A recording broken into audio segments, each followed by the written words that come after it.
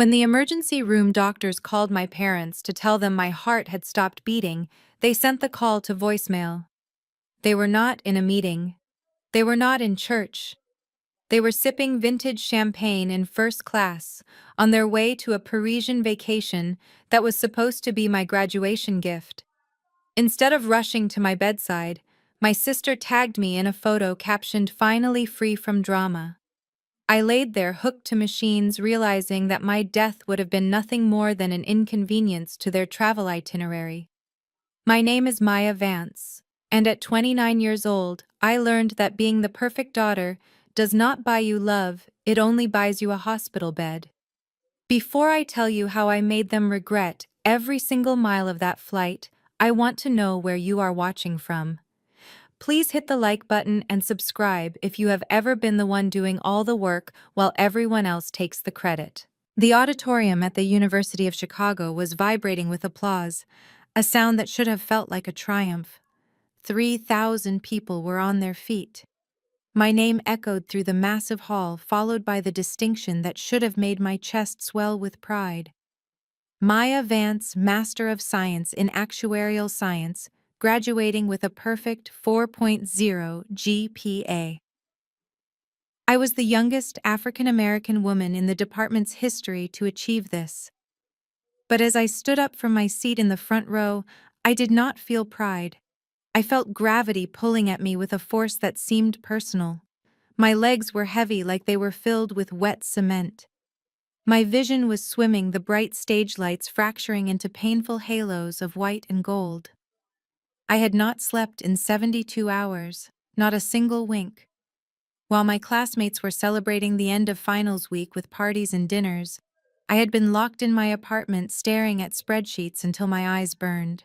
My father, Desmond Vance, a man whom the community revered as a pillar of moral fortitude, had called me 3 days prior. He did not call to wish me luck on my thesis defense. He called because he had made a mess of the family company's quarterly tax filings. "Maya, fix it," he had barked into the phone. "If the IRS audits us, it is on your head. I have a reputation to uphold." So I did what I was trained to do. I fixed it. I balanced the books, hid his negligence, and submitted the files at 4 in the morning, just hours before I had to put on my cap and gown. Now, walking toward the dean to accept my diploma, that exhaustion was coming to collect its debt. I forced a smile, the same practiced smile I had worn for 29 years, to hide the cracks in our perfect family image. I looked down at the VIP section in the front row. I had reserved 4 seats months ago. They were the best seats in the house, right in the center. I saw the little white cards taped to the velvet cushions. Desmond Vance, Patricia Vance. But the seats were empty. They were glaringly, painfully empty. A wave of cold washed over me, instantly replaced by a searing heat in my chest. They did not come. After all the promises after I broke my back to save his company again, they did not even show up. The dean was holding out his hand, his mouth moving, but the sound had turned into a high-pitched whine, like a mosquito buzzing in my ear. I reached out to take the diploma, but my fingers would not close. The world tilted violently to the left. I heard a gasp from the crowd, a collective intake of breath that sounded like a vacuum. Then the floor rushed up to meet me. The impact was hard. I felt my cheekbone collide with the polished wood of the stage, but the pain felt distant, like it was happening to someone else. I was lying on my side, staring at the shoes of the dean. Chaos erupted. People were screaming. I tried to push myself up to tell them I was fine, to apologize for causing a scene, because that is what I was conditioned to do. Apologize for taking up space. But my body was paralyzed. My heart was fluttering in my chest like a trapped bird, beating so fast it hurt, and then skipping, pausing, struggling to restart. Someone turned me over. It was a paramedic, or maybe a campus nurse. Her face was blurry. "Give her air," she shouted. Her hands were on my neck, checking for a pulse. I could feel the frantic energy around me, the sheer panic of the faculty. Then a sound cut through the noise. It was a digital marimba ringtone. My phone. It had fallen out of my pocket when I collapsed, and was lying on the stage floor screen, lighting up. The nurse grabbed it.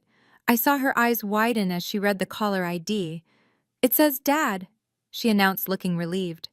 She swiped the green button and put it on speaker, holding it close to my ear, assuming his voice would comfort me. "Thank God," she said breathlessly. "Sir, your daughter has just collapsed on stage." I wanted to scream. I wanted to tell her to hang up, but I could only let out a weak wheeze. My father's voice boomed through the tiny speaker, amplified by the silence of the people standing near me. He sounded annoyed. The background noise behind him was the distinct hum of an airport terminal and the clinking of glasses. "Maya, finally," he snapped. "Why are you not answering? I have been refreshing my email for 10 minutes. Did you send the final confirmation number for the tax filing? We are about to board and the service is spotty." The nurse froze. She looked at the phone, then at me, confusion written all over her face. "Sir," she stammered. "Sir, listen to me. Maya is in a medical emergency. She is unresponsive. We are calling an ambulance." There was a pause on the other end. For a fleeting second, I thought, this is it. This is the moment he realizes. This is the moment he becomes a father. Then my mother's voice cut in from the background. "Patricia!" She sounded tipsy and irritated. "Oh, for heaven's sake, Desmond. She is just being dramatic again because we missed the ceremony. Tell her to stop acting out. We have to go. They are calling our group." My father sighed, a sound of deep exasperation. "Maya, stop this nonsense. Send the file immediately. If I land in Paris and that confirmation is not in my inbox, do not bother coming home." Click. The line went dead. The silence that followed was heavier than the unconsciousness dragging me down. The nurse stared at the phone in her hand, her mouth slightly open. She looked down at me, and for the first time I saw pity in a stranger's eyes that hurt more than the fall. She knew. In 10 seconds she had learned everything there was to know about the Vance family. My vision began to tunnel, black edges creeping in until all I could see was the harsh overhead lights. My heart gave one last painful thud, a protest against the cruelty it had just witnessed, and then it simply stopped fighting. The last thing I heard was not a voice of comfort, but the mechanical alarm of a defibrillator charging up and the nurse shouting code blue, "We are losing her." As the darkness swallowed me whole, I did not pray to live. I prayed that if I woke up, I would not be the same daughter who fell on that stage. I prayed that the Maya who tolerated this abuse would die right here on this floor, so a new one could rise. And as the electric shock jolted my body, I made a silent vow. If I survive this, they will pay. The white noise of the hospital room was the first thing to welcome me back to the land of the living. It was not the warm voice of a mother or the concerned touch of a father. It was just the rhythmic, mechanical beeping of a heart monitor and the sterile hum of the air conditioning. I blinked my eyes open, expecting to see balloons or flowers, or perhaps my parents sitting in the uncomfortable guest chairs looking guilty for missing my big moment. But as my vision cleared, the reality of the room settled in like a heavy fog. The chairs were empty. The bedside table was bare, save for a plastic pitcher of lukewarm water and my cracked phone. I tried to sit up, but my body felt like it had been hollowed out. A nurse walked in a moment later. She was young, maybe my age, with braids pulled back into a tight bun. She checked my IV drip with professional efficiency, but she refused to make eye contact. That was the first sign.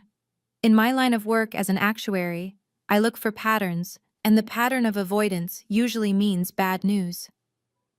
I asked her how long I had been out. 2 days, she said softly, still looking at the plastic tubing. You had a severe cardiac event brought on by extreme exhaustion and stress. Your heart stopped for 10 seconds, Maya. We had to resuscitate you. 2 days. I had lost 2 whole days. I asked the question that I already knew the answer to. Has anyone been here? Did my parents come back from the airport? The nurse finally looked at me, and the pity in her dark eyes was more painful than the defibrillator shocks must have been. No one has visited, she said. We tried calling the emergency contacts on file, but they went straight to voicemail. I nodded, swallowing the lump in my throat. Of course. Why would they turn around?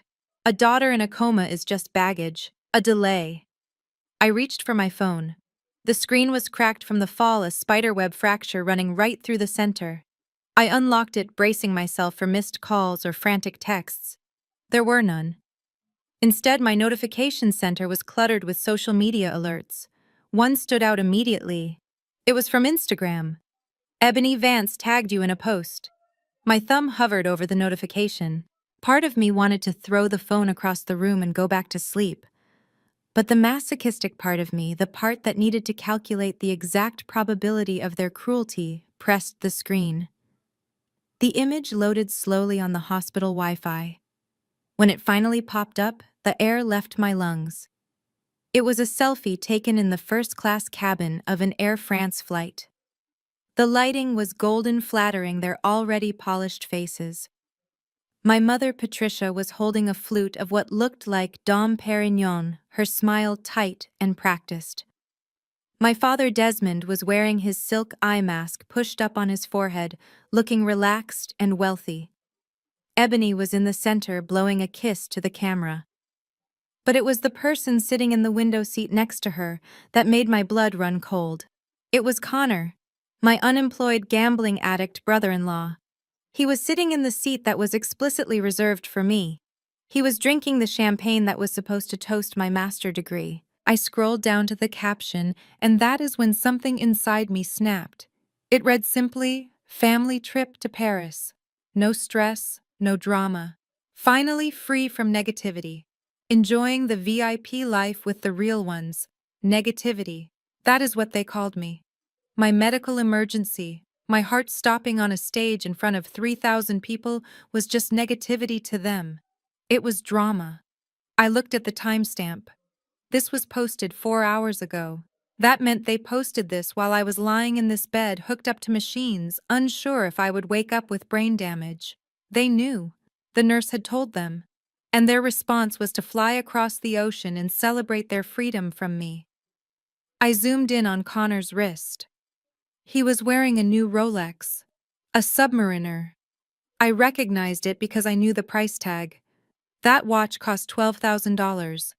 The exact amount of the graduation gift money my grandfather had earmarked for me, which was supposed to be in the family safe. They had not just taken my seat. They had liquidated my assets to upgrade a man who was actively draining the company I saved.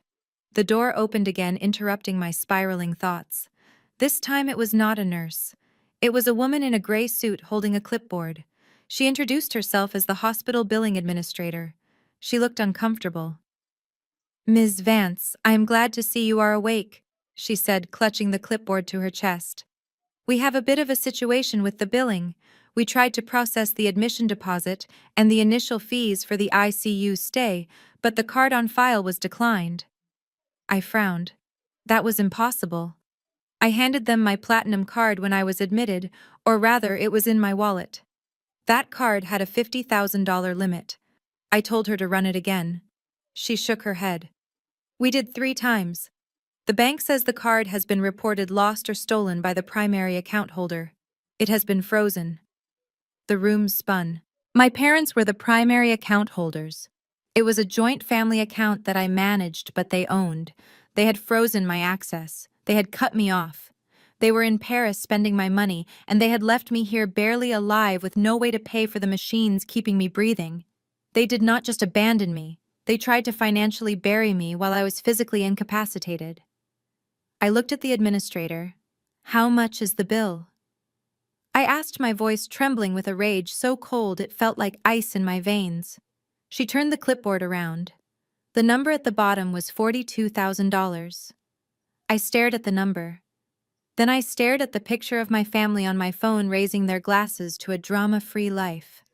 I handed the clipboard back to her. "Do not worry," I said, and my voice sounded different now. It sounded like the voice of the person who cleaned up their messes for a decade. It sounded like a forensic auditor. "Run the card one more time in exactly 1 hour. I promise you it will go through. And when it does, I want you to charge everything. The private room, the specialized care. Charge it all. Because I was about to log into the mainframe. I was about to use the backdoor access code my grandfather gave me years ago. If they wanted to report the card stolen, I would give them a real theft to worry about. I was done being the victim. As I pulled my laptop out of my bag, ignoring the pain in my chest, I knew one thing for certain. The Maya who begged for their love died on that stage. The Maya who woke up was coming for everything they had. The hospital room at 2 in the morning was a special kind of lonely. The only light came from the parking lot street lamps outside, filtering through the blinds, casting long prison bar shadows across my bed.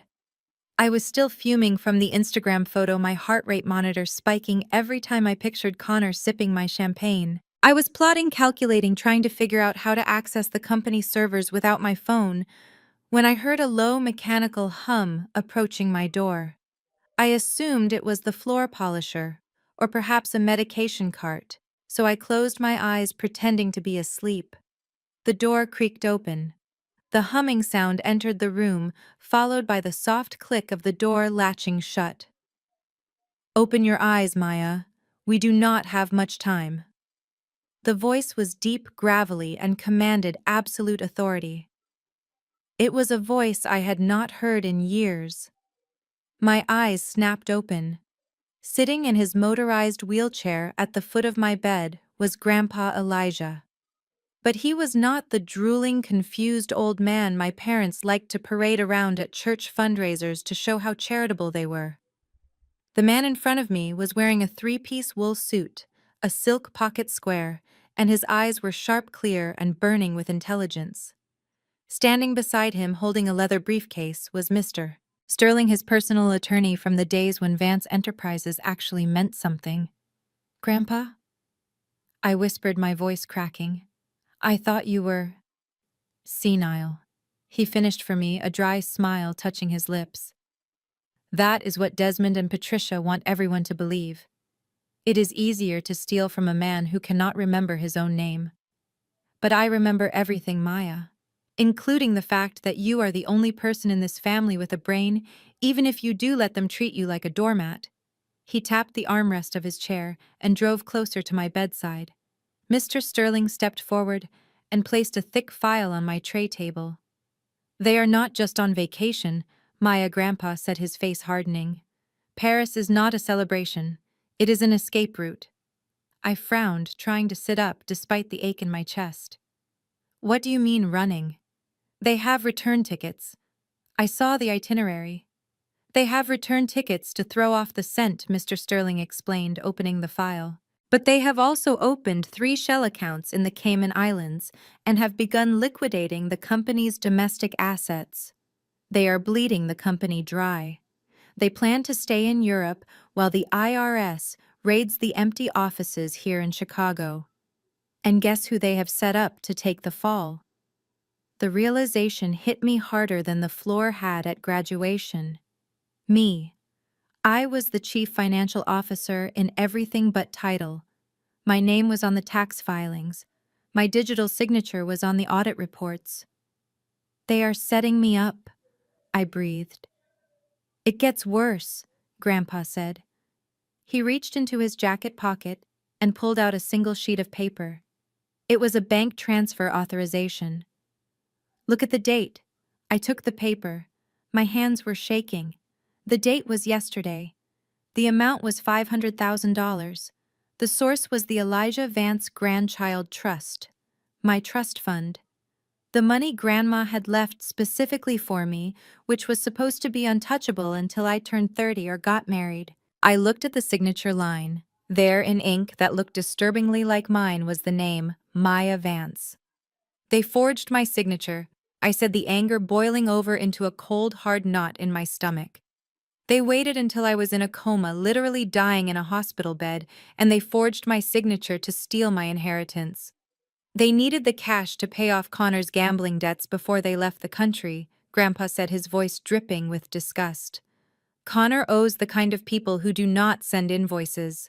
They send hitmen. Your parents sacrificed your future to save that leech." I stared at the document. That money was my freedom. It was my startup capital. It was the only thing that made the years of abuse bearable, knowing I had an exit strategy, and they had stolen it to buy freedom for a man who laughed at my pain. Mr. Sterling closed the file. "This is a felony, Maya. Fraud, forgery, grand larceny. We have enough here to send them to prison for 20 years. But the courts are slow, and by the time we get a judgment, the money will be gone and they will be disappearing into the European countryside. Grandpa leaned forward. The mechanical hum of his chair was the only sound in the room. He reached into his pocket again. This time he pulled out a small black USB drive. It looked unassuming, just a simple piece of plastic and metal. But when he placed it in my hand, it felt heavier than lead. "Do you know what this is?" he asked. I shook my head. Years ago, when I first built the company mainframe, I had the engineers install a backdoor, a master key. We called it God mode. It bypasses every firewall, every two-factor authentication, and every biometric lock your father installed. It gives you root access to everything. The bank accounts, the emails, the security cameras, even the GPS trackers in the company vehicles. He covered my hand with his. His skin was paper thin, but his grip was iron. Desmond thinks he owns the company. He thinks he owns you. He thinks because I am in that nursing home I am powerless. But I built this empire, and I will be damned if I let a thief and a fool burn it down. He looked me dead in the eye. You are the actuary, Maya. You calculate risk. You assess damage. Tell me, what is the risk to them if you use this drive? I looked at the USB drive in my palm. If I plugged this into my laptop, I could see everything. I could stop the transfers. I could lock them out of their own accounts. I could turn their dream vacation into a nightmare. Total annihilation, I said softly. Grandpa Elijah smiled, and it was a terrifying thing to witness. Then do it. They called you a tool. They called you a workhorse. Show them that you are the architect of their destruction. Teach them a lesson they will never forget. He patted my hand one last time and spun his chair around. Mr. Sterling nodded to me and followed him out. As the door clicked shut, leaving me alone in the dark once more, I was no longer the sad, abandoned daughter. I reached for my laptop bag. My chest didn't hurt anymore. The only thing I felt was the electric thrill of a hunter who had just been handed a loaded weapon. I plugged the USB drive into the port. The screen flickered and a black command prompt window appeared with green text. Access granted. Welcome, administrator. I cracked my knuckles. Paris is 6 hours ahead, I whispered to the empty room, which means they are just waking up. Let us see how they enjoy their morning coffee when their credit cards stop working. The laptop screen was the only source of light in the room, casting a blue glow over my hospital sheets. For the last 3 hours, I had not been Maya, the patient recovering from heart failure. I was Maya, the actuary, the chief financial officer, and right now, the executioner. With the USB drive plugged in, the God mode access my grandfather gave me stripped away every password and firewall my father had installed. The numbers on the screen told a story far uglier than I had imagined. I started with Connor. My parents treated him like the son they never had, a brilliant entrepreneur who just needed a lucky break. But the ledger told a different truth. I traced the wire transfers from the company accounts into a series of offshore wallets. Connor had not been investing in startups. He had been gambling on high-risk cryptocurrency futures and losing spectacularly. The bleeding was catastrophic. $2 million gone in 6 months. But it was the next layer that made my stomach turn. I found a series of threatening emails in his backup folder from an encrypted server. They were from loan sharks in Chicago's underworld. They were not asking for their money back nicely. They were threatening to break legs. My parents were not just covering for him. They were terrified. I opened the folder marked Paris itinerary. It was not a vacation. It was an evacuation. They were meeting with a shady liquidation firm in France to sell off the Vance family's European assets. The villa in Nice, the stocks in Airbus, even the vintage car collection stored in Lyon. They planned to wash the money through a French shell company, pay off Connor's debts to keep him alive, and leave the American company, the one my grandfather built from the ground up, to implode under the weight of tax fraud and bankruptcy. And I was the one they had set up to take the fall. My digital signature was already stamped on the fraudulent tax returns they had filed while I was unconscious. Rage is a funny thing. When it gets hot enough, it turns cold. I stopped shaking. My heart rate monitor slowed down to a steady rhythmic beat. I cracked my knuckles and opened the terminal command window. As the lead auditor, I had the authority to trigger a fraud prevention protocol known as the red flag. Usually this requires 3 levels of approval, but with Grandpa's master key, I was all 3 levels. I began typing the code. Target accounts: Desmond Vance, Patricia Vance, Connor Sterling, Ebony Vance. Status: frozen. Reason: suspicion of international money laundering and identity theft. I hovered my finger over the enter key. This was the nuclear option. Once I did this, there was no going back. The banks would instantly lock everything: credit cards, checking accounts, investment portfolios. They would be stranded in a foreign country with nothing but the clothes on their backs. I thought about the nurse telling me they blocked my card for $42,000. I thought about the photo of them drinking champagne while I died. I pressed enter. The screen flashed green. Protocol activated. All accounts suspended. Now all I had to do was wait. It did not take long. It was evening in Chicago, which meant it was dinner time in Paris. I pulled up the real-time transaction log on my screen. I saw the attempt come through. Transaction declined. Le Jules Verne Restaurant, Paris. Amount $5,400. Cardholder Desmond Vance. I smiled in the dark. Le Jules Verne was located on the second floor of the Eiffel Tower. It was one of the most expensive and exclusive restaurants in the world. I could imagine the scene perfectly. My father stuffed into his tuxedo trying to look important, the waiter returning with the card whispering discreetly that there was a problem. My father blustering, demanding they run it again. My mother nervously checking her own card, only to find it declined too. The humiliation of being escorted out past the other diners, the embarrassment burning their cheeks. Then the storm hit. My phone, which had been silent for 2 days, suddenly lit up like a Christmas tree. It started with a single text from my mother. It just said, "Call us, now." Then came the flood. The phone vibrated so hard it danced across the bedside table. 12 missed calls in 1 minute, then 20, then 48. The screen was a blur of names: Dad, Mom, Ebony. They were panicking. They were realizing that the ATM machine they called a daughter had just unplugged itself. I picked up the phone, but I did not answer. I just watched the messages roll in. Dad texted, "The bank says there is a security hold. Fix it immediately. We cannot pay the bill." "This is embarrassing," Mom texted. "Maya, pick up the phone." "Are you doing this? This is not funny." "We are stranded," Ebony texted. "You jealous witch. You ruined my night. I cannot believe you are this petty." But the text that made me sit up straight came from a number I did not have saved, but I knew exactly who it was. It was Connor, and he was not pretending anymore. The text was short, misspelled, and terrifying. "You think you are smart, don't you?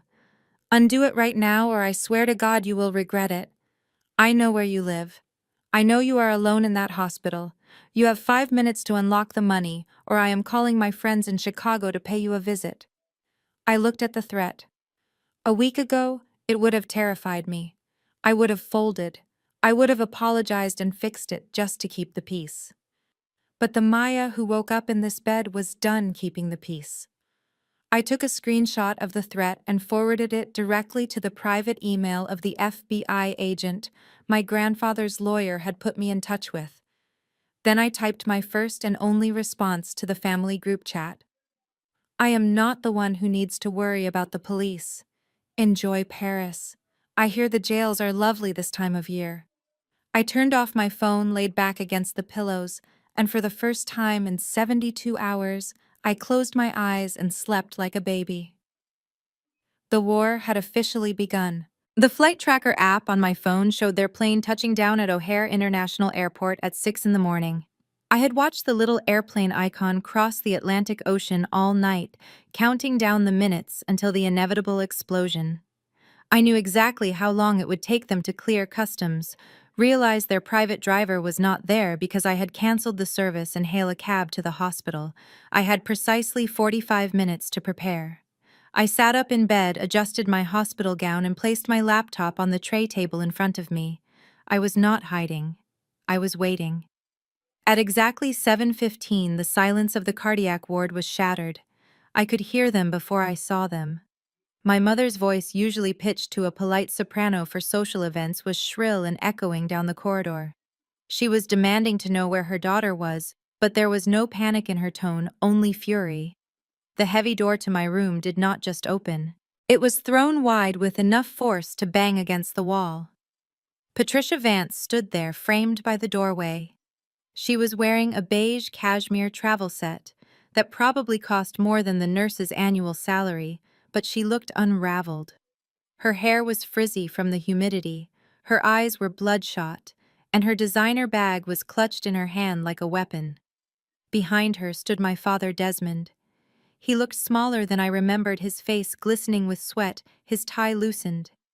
They brought the smell of stale airplane air and desperate anger into my sterile sanctuary. For a moment, just a split second, my mother composed herself. She noticed a nurse adjusting my IV drip in the corner. Immediately, the mask slid into place. Patricia rushed forward, her hands clasped to her chest, her face contorting into a performance of maternal anguish. "Oh, my poor baby," she wailed, rushing toward the bed. "We came as soon as we heard. We were so terrified." She reached out to hug me, but I did not flinch. I did not lean into her. I simply stared at her with dead, cold eyes. The nurse looked at them with sympathy, clearly thinking this was a touching family reunion. "I will give you some privacy," the nurse whispered, slipping out of the room and closing the door softly behind her. The latch had barely clicked shut when my mother's posture changed. The weeping stopped instantly. She straightened her spine, her eyes narrowing into slits. She did not ask how my heart was. She did not ask if I was in pain. She lunged for the tray table. "Give me the laptop!" She hissed, her fingernails clicking against the plastic casing as she tried to grab it. "Undo it right now, Maya. Do you have any idea who we had to call to get a ride here?" My credit card was declined for a cup of coffee at the airport. A cup of coffee. I placed my hand firmly on the laptop, pinning it down. "Hello to you too, Mother," I said, my voice raspy but steady. "I am feeling much better, thank you for asking."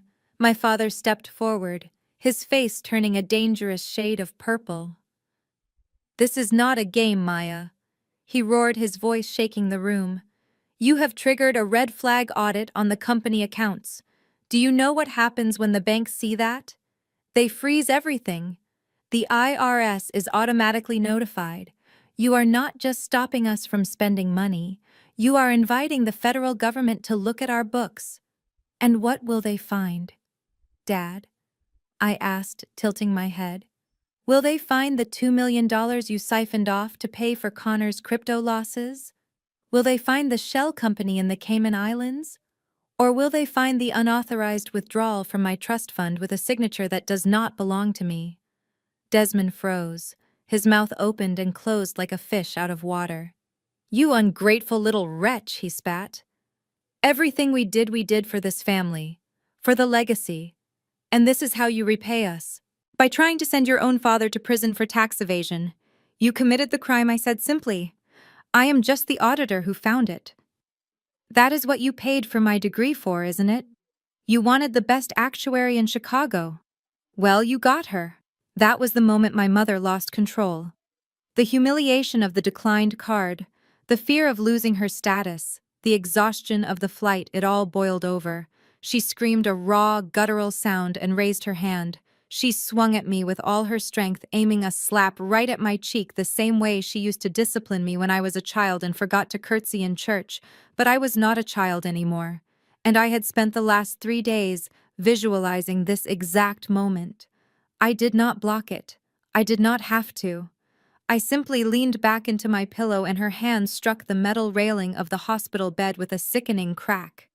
She cried out, clutching her wrist, staring at me in shock. "You tried to hit a heart attack patient," I said, my voice dropping to a whisper. "That is assault, Patricia. And you just did it in a room with a camera." I pointed to the small black dome in the corner of the ceiling. It was a bluff.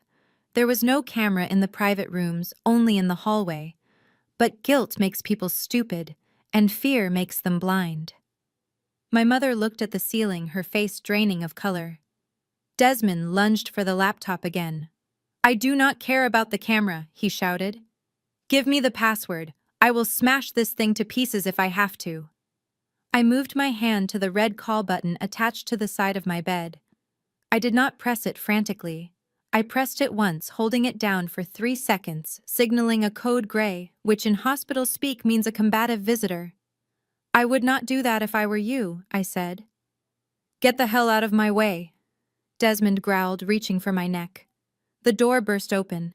This time it was not a polite nurse. 2 massive hospital security guards wearing tactical vests filled the doorway. Behind them stood the head nurse, looking furious. "Step away from the patient," the lead guard barked, his hand resting on his taser. My father froze, his hands inches from my throat. He slowly backed away, raising his hands in a gesture of surrender that looked pathetic on a man who laid claim to being a community leader. "These people are bothering me," I said calmly to the guards. "They are not on my visitor list. They attempted to steal my personal property and assault me. Please remove them." My mother tried to salvage the situation. She turned to the guard, forcing a trembling smile. "Officer, there is a misunderstanding. We are her parents. She is hallucinating from the medication. We just want to help her." I picked up my phone and held it up. "I have a recording of the last 5 minutes," I lied smoothly. "Would you like me to play the part where you tried to slap me? Or the part where my father admitted to tax fraud?" The blood drained from my mother's face. She looked at the guards, then at me, realizing she had absolutely no power here. In this room, cash did not rule, medical protocol did, and I was the patient. "Ma'am, let's go," the guard said, taking Patricia by the elbow. He was not gentle. My father looked at me one last time. His eyes were full of hate. "You are dead to us, Maya," he whispered. "You have no family. You have nothing." I looked him straight in the eye and smiled. "I have the laptop, Dad. And I have the USB drive, which means I have everything." I watched as the guards escorted them out. My mother was protesting about her cashmere being wrinkled, and my father was trying to threaten the guards with a lawsuit. As they were dragged down the hallway, other patients and visitors poked their heads out to watch the spectacle. The great Desmond and Patricia Vance, pillars of society, being thrown out like common drunks. The door closed, leaving me in silence once again. My heart monitor was beeping a little faster now, but I felt lighter. I pulled the laptop closer. They thought this was the end. They thought they could bully me into submission. But I was just getting started. I opened a new window on my screen. It was time to contact the FBI. The drive from the hospital to my apartment building was the first time I had breathed fresh air in 4 days. Grandpa Elijah's private security detail, a silent giant of a man named Marcus, dropped me off at the curb. He offered to walk me up, but I refused. I needed to feel normal again. I needed to walk through my own front door, kick off my shoes, and pretend for just 1 hour that my entire life was not currently a crime scene investigation. My apartment complex in downtown Chicago was my sanctuary. It was the one thing I bought entirely with my own money, separate from the family trust, separate from the Vance empire. It was a high-security building with a doorman and keycard access. I thought I was safe. I was wrong. When the elevator doors slid open on the 14th floor, the hallway was quiet. Too quiet. Usually I could hear Mrs. Higgins' television from down the hall, or the hum of the ventilation system. Today the silence felt heavy, like the air before a thunderstorm. I walked toward my door, my keys clutched in my hand, my heart still recovering from its trauma, beating a little too fast. I reached for the lock, And that is when the shadow detached itself from the alcove near the emergency exit. "Hello, Maya." I spun around, dropping my keys. Connor was standing there. But this was not the Connor from the Instagram photo, the polished, arrogant entrepreneur sipping champagne in first class. This version of Connor looked like he had been dragged backward through a hurricane. His designer suit was wrinkled and stained with sweat. His eyes were bloodshot, rimmed with dark circles that spoke of sleepless nights and chemical stimulants. He had stubble on his chin, and he smelled faintly of stale bourbon and desperate fear. "How did you get up here?" I asked, my voice steady despite the adrenaline flooding my system. "The doorman calls up for guests." Connor laughed, a dry, humorless sound. "I told him I was your brother. The white privilege card still works wonders, Maya. He thinks I am here to check on my sick sister. He even let me up without buzzing." He took a step toward me. I took a step back, my back hitting my apartment door. "Get out of my way, Connor," I said. "I have nothing to say to you." "Oh, but I have plenty to say to you," he sneered, closing the distance until I could smell the alcohol on his breath. "You think you are so smart, don't you? The little genius actuary. You think because you can read a spreadsheet you can ruin my life.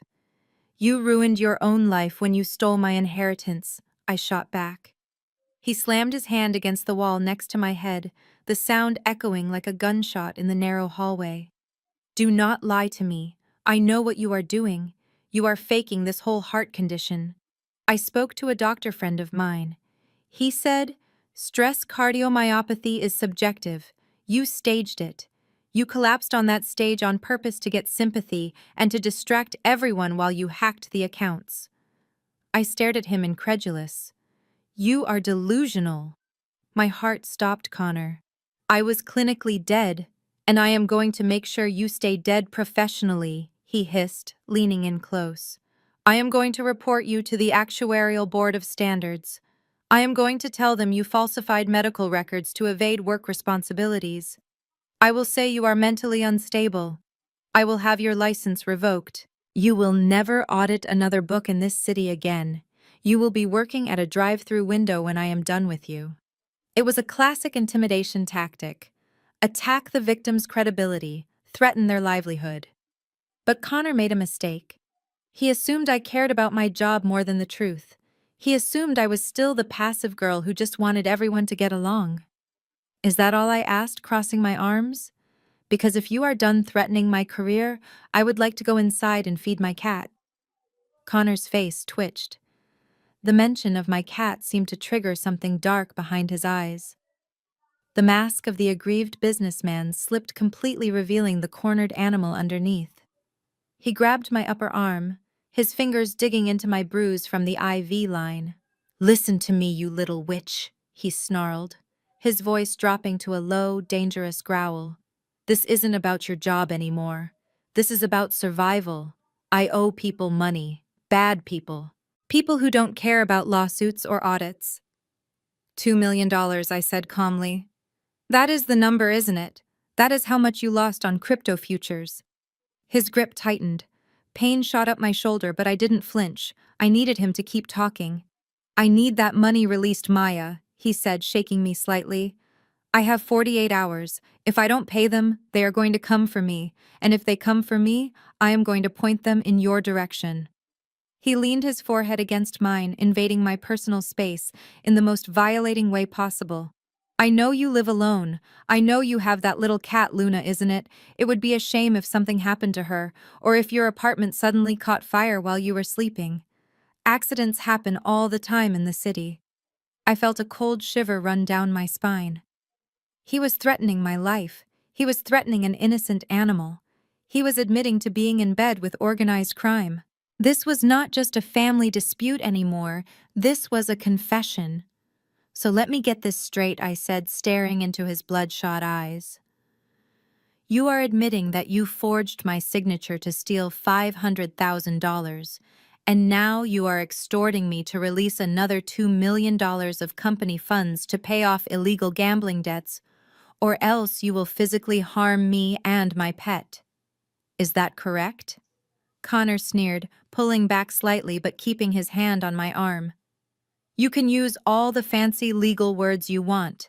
The bottom line is, you unlock that account tonight or you won't wake up tomorrow. Do we have an understanding?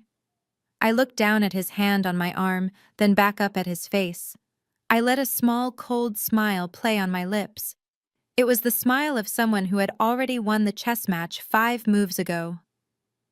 We have an understanding, Connor, I said. He let go of my arm, looking satisfied. Good. I knew you were smart. Do it tonight. He turned to walk away, adjusting his rumpled suit jacket, thinking he had successfully terrified me into submission. He reached the elevator and pressed the button. Connor, I called out. He stopped and looked back over his shoulder. What? I raised my left wrist. I was wearing my black smartwatch. The screen was glowing red with a recording interface. Thank you for the confession, I said, my voice echoing clearly in the hallway. This device has been recording since you stepped out of the alcove, and thanks to the cloud sync feature, the audio file has already been uploaded to 3 different secure servers and emailed to my grandfather's attorney. Connor's face went pale. The arrogance vanished, replaced by sheer panic. He lunged toward me. Give me that watch! But the elevator doors opened behind him. A young couple walked out, laughing, holding grocery bags. They stopped when they saw Connor lunging at a woman in the hallway. Is everything okay here? The man asked, stepping between us. Connor froze. He looked at the couple, then at me, then at the recording light on my wrist. He knew he couldn't assault me with witnesses. You will regret this, Maya, he whispered, backing into the elevator. You have no idea what you have just started. I watched the doors slide shut, cutting off his desperate, angry face. I let out a breath I didn't know I was holding. My legs felt weak. I turned and fumbled with my lock, finally getting the door open.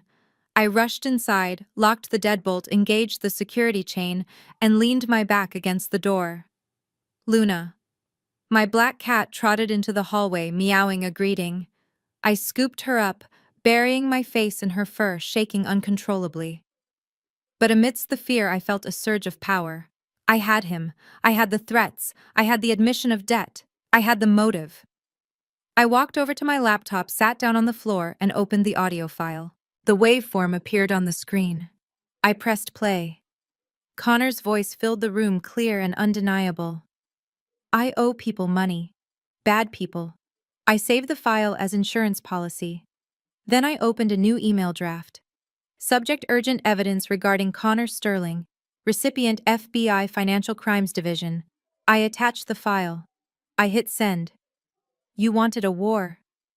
Connor, I whispered to the empty room, you just handed me the nuclear codes. The evening rain lashed against the floor-to-ceiling windows of my apartment, creating a barrier between me and the city lights below. I was sitting on my sofa with Luna curled in my lap, trying to stop my hands from trembling after the encounter with Connor. The adrenaline was fading, leaving behind a deep, aching exhaustion.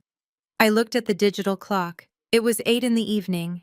My stomach growled, reminding me I had not eaten a real meal since the hospital cafeteria breakfast. The buzzer to my apartment rang, making me jump.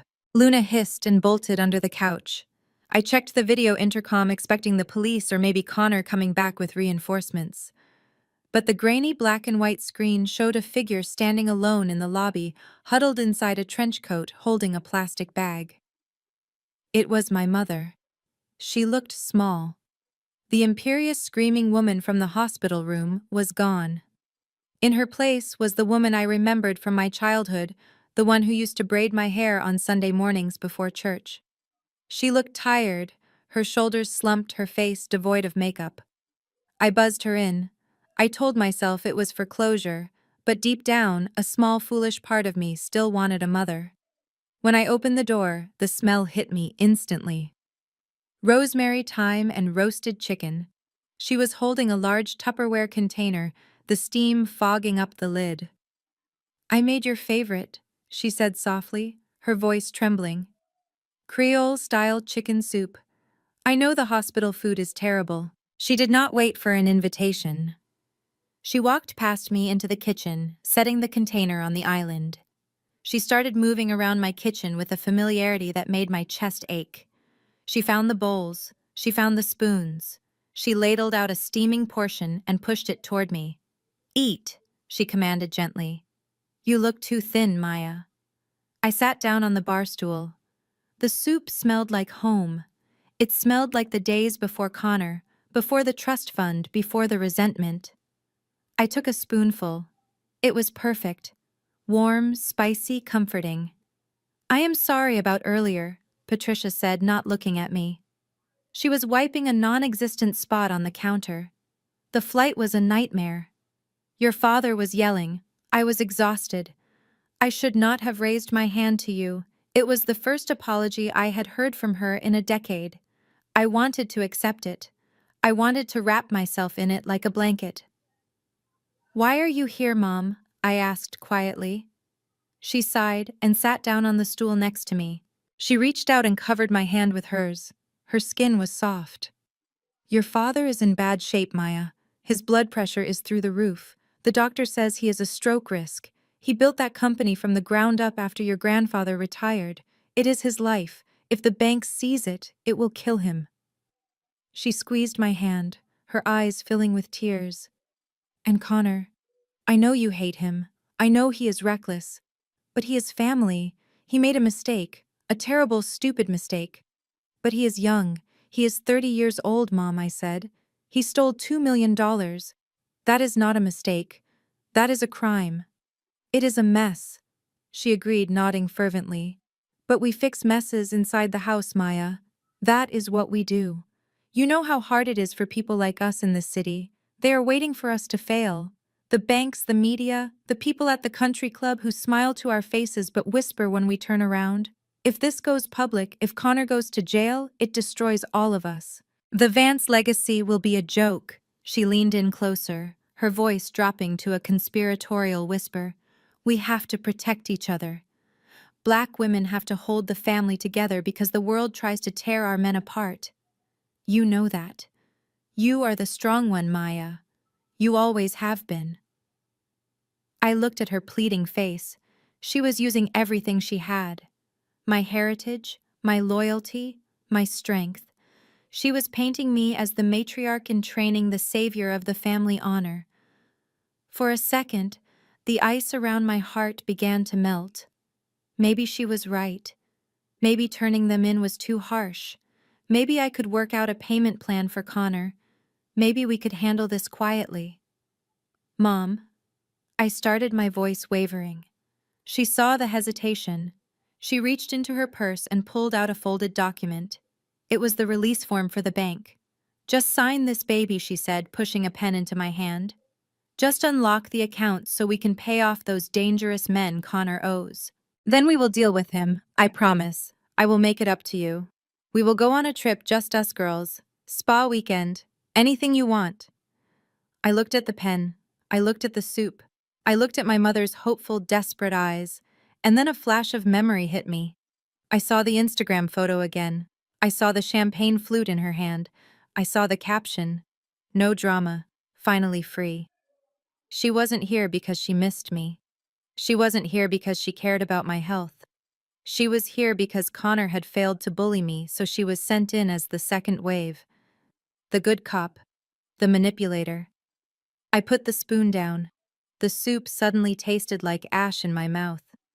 "Mom," I asked, keeping my voice very low, "do you know what happened to me on that stage?" She blinked, confused by the sudden change of subject. "You fainted, Maya."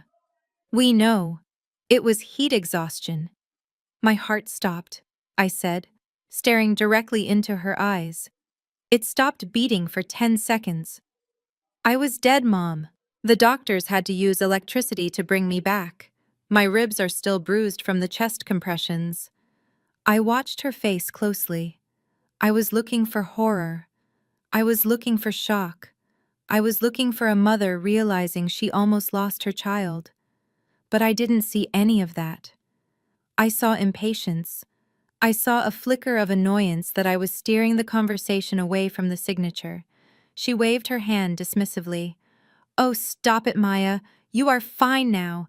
You are sitting here eating soup. Don't be so dramatic. You always hold on to things to make people feel guilty." The silence that followed was absolute.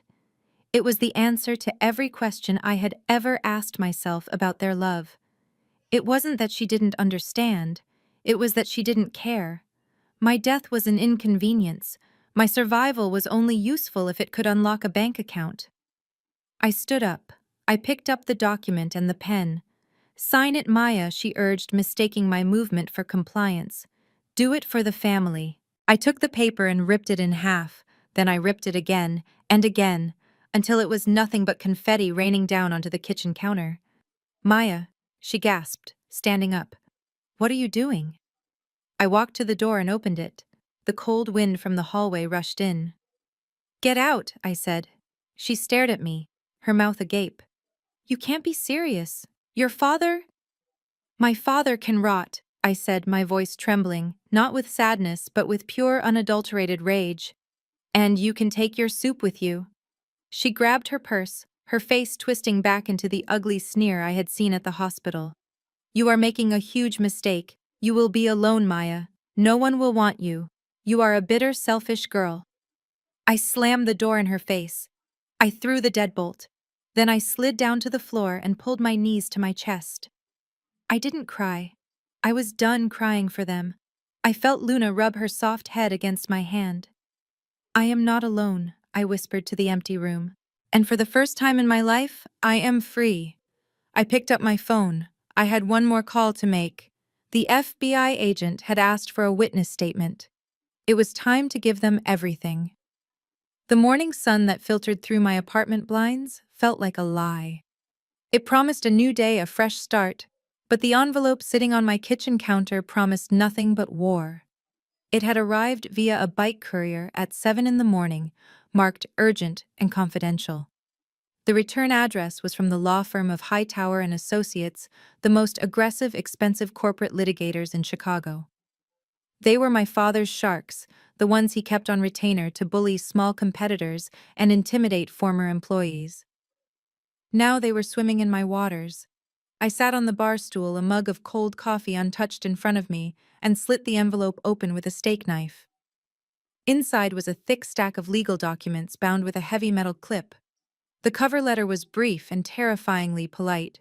It stated that due to my recent and public medical episode, coupled with a history of erratic behavior, my parents were exercising their rights under a durable power of attorney to assume full control of my financial assets and, more importantly, the voting rights for the Vance family trust. I frowned. A power of attorney. I had never signed a power of attorney. I was 29 years old, of sound mind, and meticulously careful with legal documents. I flipped past the cover letter to the exhibit marked A, and there it was. A document dated June 15th. It was a standard general durable power of attorney form, granting Desmond and Patricia Vance the authority to act on my behalf in all business and medical matters. At the bottom of the page, above the notary stamp of a woman I had never met, was my signature. I stared at it. It was a good forgery. In fact, it was excellent. The loop of the M was perfectly arched. The sharp slant of the V was identical to how I signed my checks. If I were a stranger, I would believe it was mine. Connor had clearly spent hours practicing this, probably tracing it from the birthday cards I used to send them. But there was one problem, one glaring, impossible error that turned this piece of paper from a legal weapon into a smoking gun.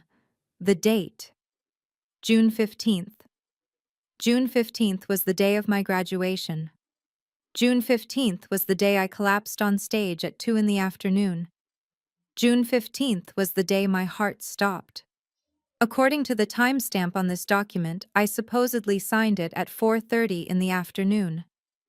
At 4:30 on June 15th, I was in a medically induced coma in the intensive care unit, intubated with my hands restrained to the bed rails to prevent me from pulling out the tubes. My hands were shaking not from fear, but from the sheer audacity of it. They were not just lying to me. They were lying to the federal government. They were presenting a forged document to seize control of a multi-million-dollar company so they could liquidate it before the FBI froze their assets. I reached for my phone to call my grandfather's lawyer, but before I could dial, a notification popped up from a local news app. Breaking news, Vance family tragedy. My stomach dropped. I tapped the link. A video started playing. It was a press conference held on the steps of my father's church. Desmond and Patricia were standing there, flanked by their lawyer and the pastor. My mother was wearing black, dabbing her eyes with a handkerchief. My father looked solemn, the weight of the world on his shoulders. "We are asking for privacy at this difficult time," my father said into the microphone, his voice thick with fake emotion. "Our daughter Maya has suffered a severe mental breakdown brought on by the immense pressure of her studies and underlying psychological issues. Her erratic behavior, her paranoia, and her recent attempts to sabotage the family business are all symptoms of her condition." The camera zoomed in on my mother. "We love her so much," Patricia sobbed. "We are doing everything we can to get her the help she needs. We have had to take legal steps to assume conservatorship to protect her from herself. She is not in her right mind. She is a danger to her own future." I watched in horror as the reporter cut back to the studio. Sources close to the family say that Maya Vance has been hospitalized for psychiatric evaluation after threatening family members and making wild accusations of fraud. I threw the phone across the room. It bounced off the sofa cushions and landed on the rug. They were gaslighting the entire city of Chicago. They were painting me as the crazy, ungrateful daughter who had snapped under pressure. They were using the very medical emergency they had ignored to discredit me. If I went to the police now, if I went to the bank, my parents would simply wave this press conference and the forged power of attorney in their faces. They would say, "Look, poor Maya is having an episode. Don't listen to her. She is delusional." I walked to the window and looked down at the street. I half expected to see men in white coats coming to drag me away. My phone buzzed again. And again. Texts from former classmates. Messages from colleagues at the audit firm. "Maya, I saw the news. Are you okay? Do you need help? I heard you had a breakdown. I hope you get better soon." Even my friends were buying it. The narrative was too clean, too perfect. The respectable, wealthy Vance family trying to save their troubled daughter. Who would believe that the parents crying on television were actually international money launderers who left that same daughter to die on a floor? I felt a wave of nausea. I was trapped. If I fought them publicly, I looked like I was spiraling. If I stayed silent, they took the company, sold it, and left me with nothing but a ruined reputation and a psychiatric file. I sank to the floor, pulling my knees to my chest. Luna, my cat, walked over and nudged my hand. I looked at her, and then I looked back at the forged document on the counter. June 15th. They got the date wrong. A slow realization began to dawn on me. They were arrogant. They were sloppy. They assumed that because I was unconscious, there would be no record of my inability to sign. They forgot that hospitals keep records of everything. Every dose of medicine, every vital sign, every minute I was sedated. They had handed me the murder weapon with their fingerprints all over it. I stood up. The fear evaporated, replaced by a cold, sharp clarity. They wanted to play the legal game. They wanted to drag this into the court of public opinion. Fine. I would not just beat them. I would let them think they had won. I would let them walk into the trap with their eyes wide open. I walked over to where my phone had landed and picked it up. I dialed a number I had memorized. It rang once, twice. "Hello, Maya." Grandpa Elijah's voice was calm, steady as a rock. "Did you see the news?" I asked. "I did," he replied. "A masterful performance. Patricia should have been an actress." "They forged a power of attorney, Grandpa," I said, staring at the document. "They dated it June 15th, the day I was in the coma." There was a pause on the line, and then a low, dry chuckle. "June 15th, he repeated. "They really are desperate, aren't they? They just handed us an open and shut case of perjury and fraud. But we cannot just show this to a judge, Maya. A judge takes months. By then they will have sold the assets and fled to France. I know I said, we need to end this now, tonight. What is the plan? My grandfather asked. I took a deep breath. I am going to surrender. Excuse me, I am going to call them. I am going to tell them that I saw the press conference, that I am broken, that I am confused and scared and I just want my family back. I am going to tell them that I am ready to sign over the access codes to the main server, but I need to do it in person. I want to apologize to the board of directors for my behavior. You want to lure them into a board meeting, Grandpa said, catching on instantly. Exactly, I said. They think I am mentally unstable. They think I am weak. Let them believe it. I will summon an emergency meeting of the board for tomorrow morning. I will tell them I am coming in to resign and hand over the keys to the kingdom. And when they are all sitting there gloating thinking they have won, Grandpa said, his voice rising with excitement, I will show them the truth. I finished. Not just the forgery, the video of Connor, the bank transfers, the hospital logs, everything. And I want the FBI waiting in the lobby. It is risky, Maya, Grandpa warned. If they sense a trap, they will run. You have to be convincing. You have to make them believe they have broken you. I looked at my reflection in the hallway mirror. I looked tired. I looked pale. I looked like a woman who had lost everything. I don't have to act, Grandpa, I whispered. They did break me. They broke the part of me that loved them. And now they are going to deal with what is left. Call Mr. Sterling, Grandpa said. Get the agents ready. I will polish my shoes. I haven't been to a board meeting in 5 years. I wouldn't miss this for the world. I hung up the phone. I looked at the forged signature one last time.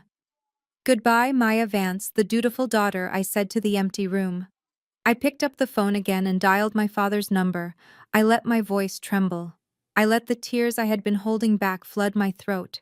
I prepared to give the performance of a lifetime. Dad, I choked out when he answered. Please, stop. I give up. You win. The suit I chose for the morning of the board meeting was charcoal gray, sharp enough to cut glass and tailored to perfection. My mother always said that you should dress for the job you want, not the job you have. Today I was dressing for the job of executioner. I stood in front of my full-length mirror, smoothing down the lapels, staring at the woman staring back at me. She looked tired. Her eyes were shadowed, her skin a little pale from the days of stress and the recovery from cardiac arrest. But she did not look broken. That was the trick. I had to walk into that boardroom, looking just defeated enough to lower their guard, but strong enough to survive what was about to happen. I picked up my leather portfolio. Inside there were no resignation letters. There were no transfer of power documents. Instead, there were 20 copies of a forensic audit report meticulously compiled over the last 48 hours. There were screenshots of text messages. There were transcripts of recordings. And most damning of all, there was the hospital log, proving that I was unconscious at the exact moment my father claimed I signed away my rights. I took a deep breath, checked my phone one last time, and saw the notification I had been expecting. Ebony was live on Instagram. I tapped the screen. The video showed the interior of a luxury SUV. Ebony was sitting in the back seat wearing oversized sunglasses and a bright yellow power suit that screamed attention. She was holding a latte in one hand and her phone in the other. Hey guys, she chirped, flashing a smile that didn't quite reach her eyes. Big day for the Vance family today. We are heading to the tower to finally settle some internal business. You know, sometimes family members just can't handle the pressure of the empire, and the strong ones have to step up to protect the legacy. It is sad, really, but we are doing what is best for my sister. Family is everything, right? Drop a heart in the chat if you agree that loyalty is royalty. I watched the hearts float up the screen. I watched the comments pouring in, praising her, calling her a boss babe, sending prayers for her troubled sister. She was monetizing my destruction in real time. She was spinning the narrative before we even entered the building, ensuring that whatever happened today, she would look like the benevolent savior. I didn't feel anger anymore. I felt a cold, clinical detachment. I turned off the phone, grabbed my keys, and walked out the door. The drive to the Vance Tower was a blur. When I pulled into the underground garage, the security guard, Mr. Henderson, tipped his hat to me. He had worked here since my grandfather's days. He looked at me with concern. "Good morning, Ms. Vance," he said quietly. "I saw the news. I just want you to know some of us here. We know who really runs this place. We are rooting for you." "Thank you, Mr. Henderson," I said, managing a small, genuine smile. "Do me a favor. In about 20 minutes, some gentlemen from the federal government are going to arrive. Please send them directly to the penthouse boardroom. Do not call up to announce them. Just let them through." He looked at me, his eyes widening slightly. Then he gave a sharp nod.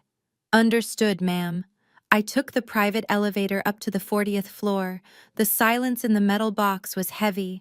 My heart monitor, hidden under my blouse, gave a reassuringly steady rhythm. I was ready. When the doors opened, the reception area was quiet. The secretaries were typing away, but the atmosphere was tense. They had all seen the news. They all thought I was coming in to resign. I walked past them, head held high, ignoring the whispers. I entered the boardroom. It was a cavernous space with floor-to-ceiling windows overlooking the Chicago skyline.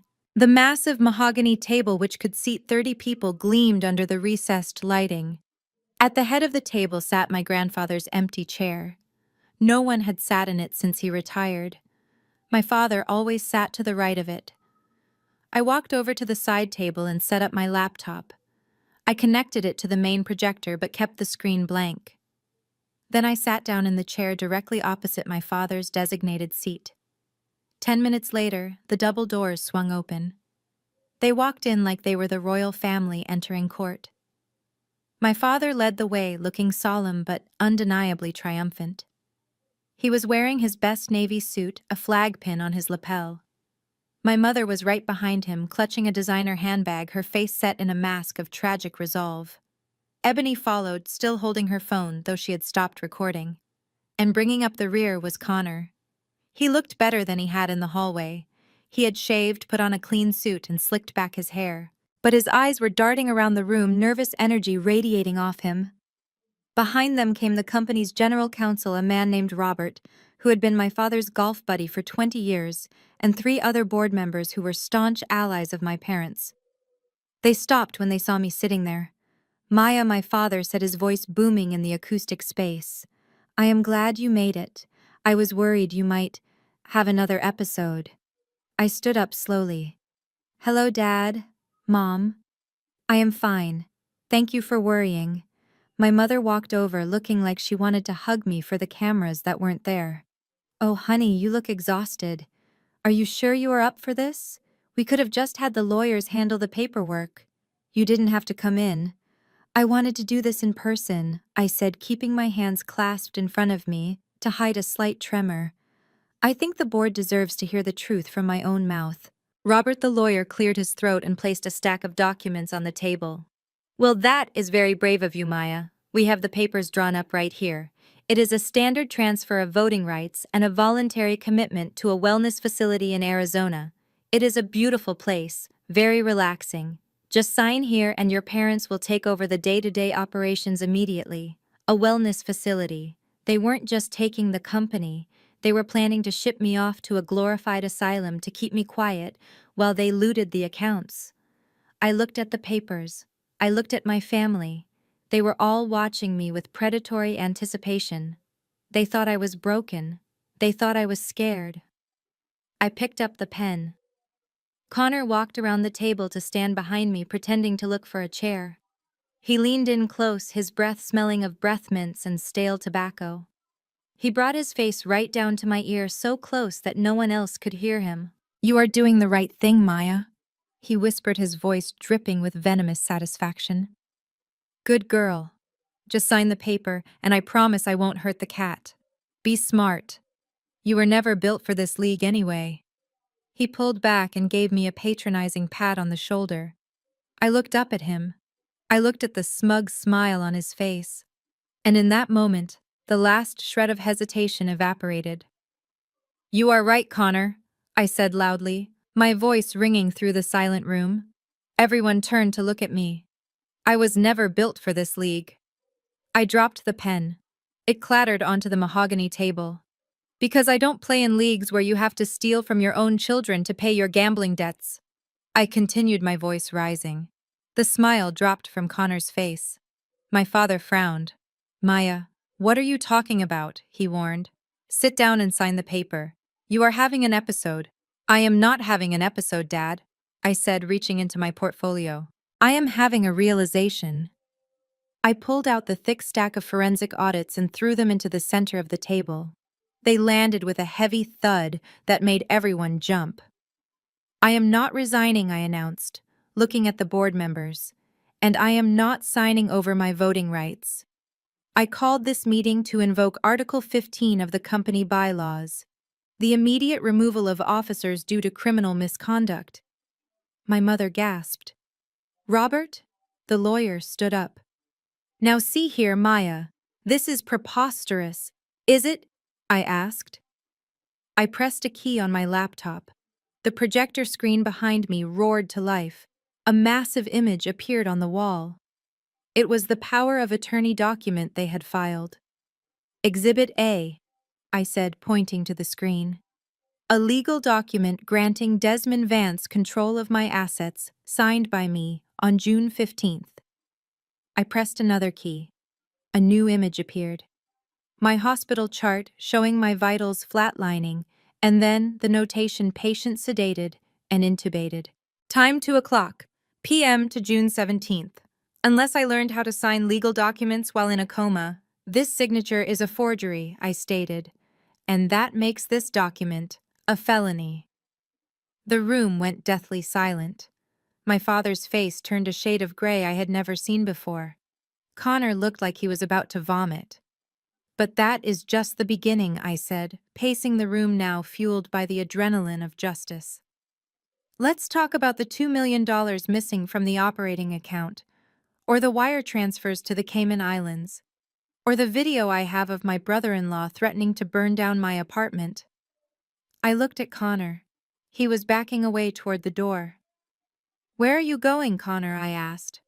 The meeting has just started. He didn't answer. He turned and grabbed the door handle, but the door didn't open. It swung inward, pushed by a force from the outside. Standing in the doorway was not the secretary. It was not the coffee guy. It was my grandfather, Elijah Vance, sitting in his wheelchair, looking like an vengeful god. And flanking him were 4 agents in windbreakers with 3 letters printed in bold yellow on the back. FBI. I think you should sit down, son. Grandpa said, his voice cutting through the air like a knife.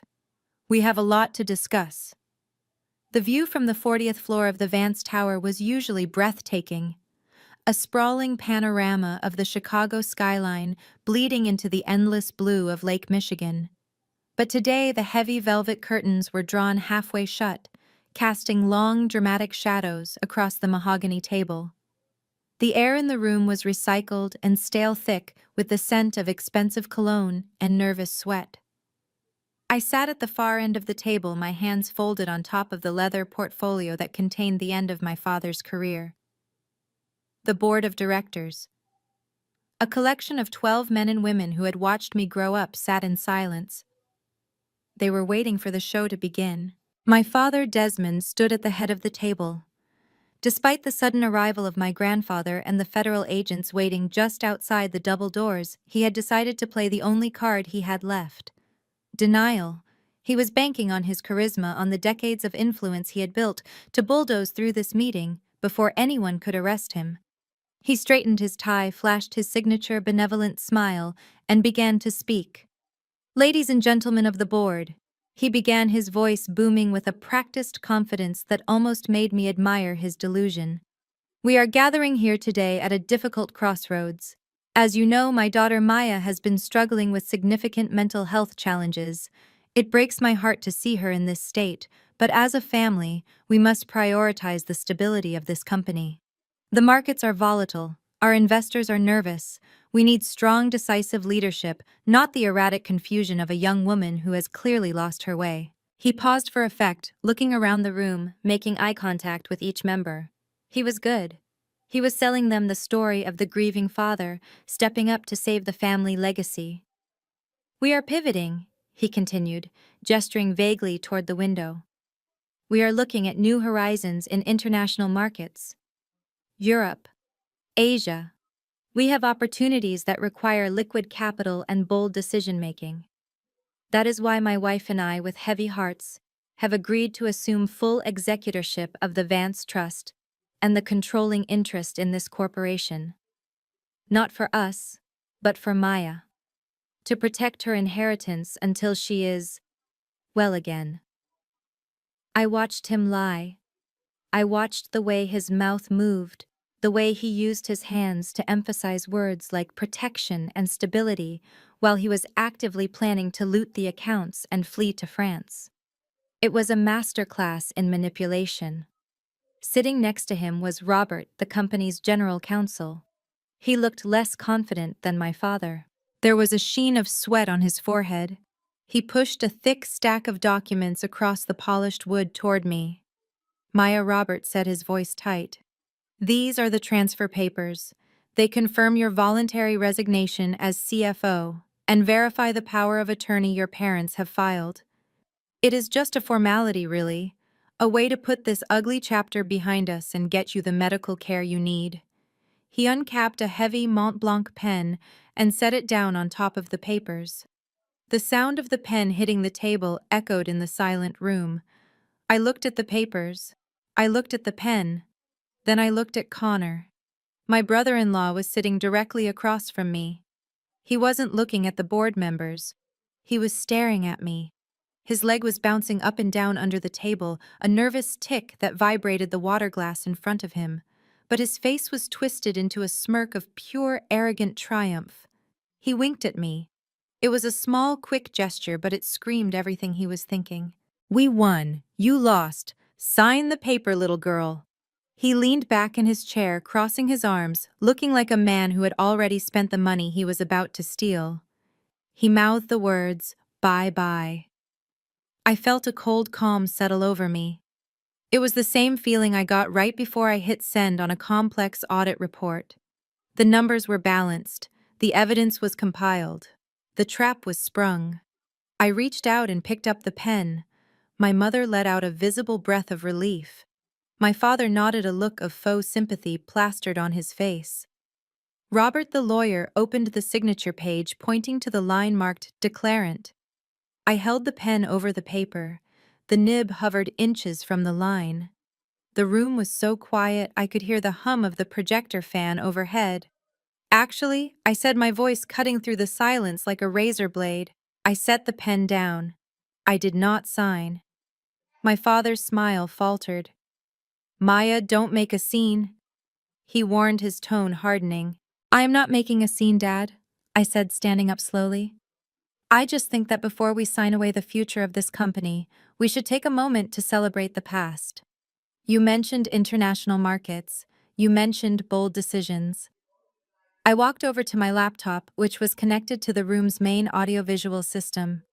I have prepared a short video, I announced, looking directly at the board members. It is a tribute to the family's recent trip to Paris. I think it really highlights the kind of leadership my parents and Connor intend to bring to this company. What are you doing? Connor snapped, sitting up straight. His smirk vanished. Just a few memories, Connor. I said, my finger hovering over the space bar. I think the board deserves to see exactly how hard you were working to secure our future. Maya, stop this immediately, my mother hissed, standing up. But it was too late. I pressed the button. The lights in the boardroom dimmed automatically. The massive screen behind my father descended. I hope you all like champagne, I said into the darkness. Because this video cost me $2 million. The giant screen behind me flickered to life, bathing the dim boardroom in a harsh, cold light. My father had expected a montage of the Eiffel Tower, or perhaps a slideshow of family dinners intended to soften the hearts of the board members. He expected a tribute to the lie he had been selling. But the image that appeared was grainy, high-definition black and white security footage, time-stamped June 15th, 4:30 in the afternoon. The location tag in the corner read, Hotel Plaza Athénée Paris, Presidential Suite. The room was so quiet that the hum of the projector fan sounded like a jet engine. On the screen, the lavish interior of the hotel suite was visible. There was my sister Ebony lounging on a velvet sofa, still wearing her sunglasses indoors, scrolling through her phone. And sitting at the ornate writing desk was Connor. He was not looking at sightseeing brochures. He was hunched over a stack of papers, a pen in his hand surrounded by crumpled sheets of hotel stationery. I stepped to the side so everyone could see clearly. This was taken 3 hours after you received the call that I had collapsed. I said, my voice calm and steady. On the screen, Connor held up a piece of paper. He squinted at it, then looked at his phone, then back at the paper. He was tracing something. The audio from the video, crisp and clear, thanks to the expensive surveillance package my grandfather had authorized, filled the boardroom. "It is too loopy," Connor's recorded voice said. He sounded frustrated. "Maya makes her Ms. Sharp at the top, like mountains." Ebony laughed on the recording. It was a cruel, dismissive sound. "Who cares, Connor? Just get it close enough. The bank is not going to check. They are just happy to get the transfer fees. Besides, she is in a coma. She is not going to wake up and object." The air in the boardroom seemed to vanish. I saw Mrs. Sterling, the board member who had known me since I was a baby, bring her hand to her mouth in horror. My mother let out a small strangled gasp, but she did not look at the screen. She looked at the floor. On the video, Connor smirked. "You are right. She is probably drooling on a pillow right now." "Okay, I think I got it. This looks official." He signed the document with a flourish, then held it up to the light. It was the power of attorney form, the same form that Robert, the general counsel, had just tried to use to force my resignation. "That looks perfect," Ebony said on the screen. "Now do the transfer authorization. We need the cash before the markets open in New York." I paused the video. The image of Connor holding the forged document froze on the giant screen looming over the real Connor sitting at the table. The contrast was devastating. The arrogant criminal on the screen versus the terrified man in the room who was currently gripping the armrests of his chair so hard his knuckles were white. But I was not done. I pressed the next key on my laptop. The screen split in two. On the left side remained the frozen image of the forgery in Paris. On the right side, a new image appeared. It was a digital scan of my hospital chart from the University of Chicago Medical Center. The timestamp was identical. June 15th, 4:30 in the afternoon. I walked over to the screen and pointed to the medical data. At the exact moment my brother-in-law was practicing my signature in a 5-star hotel in France, this was my status in Chicago. I read the medical notes aloud, my voice ringing with authority. "Patient is unresponsive. Glasgow Coma Scale 3, intubated and ventilated. Hands restrained to bedside to prevent accidental extubation." I turned back to the board of directors. "Unless I have developed the ability to telepathically sign legal documents across an ocean while clinically comatose and physically restrained, the document you are holding is a forgery. And not just a forgery, it is wire fraud, it is identity theft. And since it involves international banking transfers, it is a federal crime under the RICO Act." Robert the lawyer dropped the pen he was holding. It clattered loudly on the table. He looked at the document in front of him as if it were radioactive. He pushed his chair back, distancing himself from my parents. "I did not know," he stammered, looking at the other board members. "I was told she signed it before the incident. I was told it was legitimate." My father stood up, his face a mask of desperate fury. "This is a fabrication," he shouted, pointing a shaking finger at me. "She manipulated the video. These are deep fakes. You know technology these days. She is trying to frame us because she is mentally unstable." I looked at my father. For years his voice had been the law in my life. When he shouted, I shrank. When he commanded, I obeyed. But today, looking at him sweating and lying in his expensive suit, I realized he was not a giant. He was just a small, greedy man who had underestimated his own daughter. "It is not a deep fake, Dad," I said softly. "And you know it, because you were in the room." I unpaused the video. The camera angle widened. Walking into the frame from the bathroom was my father, Desmond Vance. He was wearing a plush hotel robe. He walked over to Connor, looked at the forged signature, and patted him on the back. "Good work, son," the video Desmond said. "That looks exactly like hers. Get it sent to the lawyer. We need control of the board by Monday." The real Desmond collapsed back into his chair, as if his strings had been cut. The lie was dead. There was no spinning this. There was no explaining it away. He had been caught on camera praising the felony. The silence that followed was heavy, suffocating. The board members were exchanging glances. I could see the shock turning into anger. These were serious business people. They had reputations to protect, and they had just realized that the chairman of the board had tried to make them accomplices to a massive fraud. Then a sound broke the silence. A low scraping sound. It was Connor. He was pushing his chair back. His face had gone from red to a ghostly, sickly white. He looked at the screen, then at the door, then at me. The arrogance was gone. The threats were gone. All that was left was the primal fear of a rat realizing the trap has snapped shut. He stood up, his legs shaking. "I have to go," he mumbled. "I think I am going to be sick." "Sit down, Mr. Sterling," a deep voice commanded from the back of the room. Everyone turned. My grandfather Elijah rolled his wheelchair forward a few inches. He did not shout, but his voice carried the weight of a man who had built this tower with his bare hands. "Nobody is leaving this room," Grandpa said. "Not until the guests outside have had a chance to say hello." Connor froze. He looked at the double doors. He looked at the FBI agents standing behind the glass. He realized that the text message I had sent him, the one he thought was a bluff, was the truest thing I had ever written. I wasn't the one who needed to worry about the police. I looked at Connor and allowed myself a moment of pure, cold satisfaction. "You said I wasn't built for this league." "Connor," I said, closing my laptop, "you were right. I don't play in your league. I own the stadium." The color drained from his face completely. He looked at Ebony for help, but she was staring at her phone, frantically trying to delete her live stream, realizing too late that she had broadcasted her location to the entire world. The trap was perfect, the evidence was irrefutable, and the payoff was just beginning. I turned to the federal agents waiting by the door and gave a small nod. It was time to clean house. The FBI agents remained by the door, silent sentinels, watching the slow-motion car crash of the Vance empire.